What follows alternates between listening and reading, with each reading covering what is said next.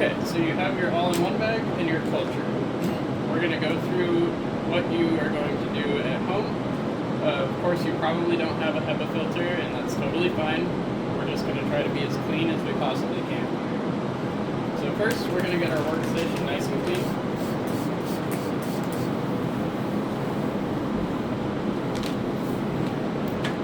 Then we're going to get our hands nice and clean.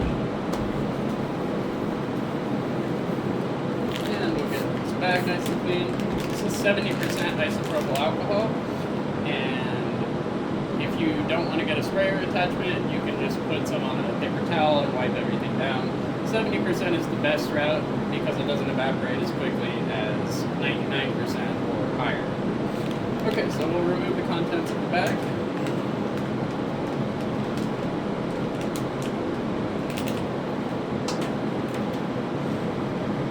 And we're going to bring this guy in. So this is the self-healing injection port. We're going to spray that with alcohol. Then we're going to take this and this, and we're going to get them nice and clean. We'll just rub that all in, make sure you get it nice and clean. At this point, you can remove the needle from its packaging. Then remove the cap from the culture.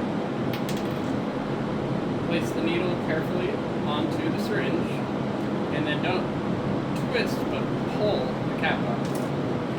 In your bag, you will have a alcohol wipe, but since we have a bottle here, we're just going to wipe this down real quick. Yes, they do come pre-sterilized, but we're being extra cautious. Now, find the injection port, try to get it as centered as possible, and go all the way in. Now, as we're pushing the plunger, we're going to go in small circles. Just make sure we get that culture everywhere. And just like that, we're done. Okay. Now you can discard your syringe, needle, all of that good stuff. And take your bag. It's going to be taped up just like this. You're going to remove the tape. Don't need that on anymore because we're done with all that. Okay. Now we can unroll our bag, stand it straight up like that. We're going to allow this bottom portion to fully colonize. That means it's going to turn completely white on this grain portion.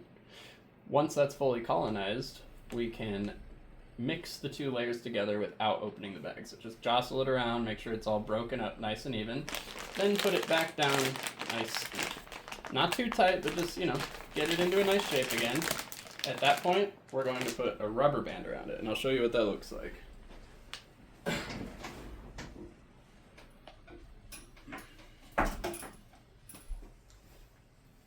So your kit came with a rubber band, and you're just going to place it around just like that. And this, of course, is after you have already colonized the bottom and mixed the two layers. That's just going to help prevent some side pinning, right? And we want all the fruit to come up on top. At that point, you're just going to let it sit and grow, okay? Don't open the bag. Once it's fully grown and time to harvest, you can cut the top off the bag. Harvest your mushrooms, fill the bag up with water, let it sit for 24 hours, empty it out, and then clip the top, and you're ready for the second round. Hopefully you get up to 5 rounds, but 2 would be pretty good for a beginner. And that's how you do it.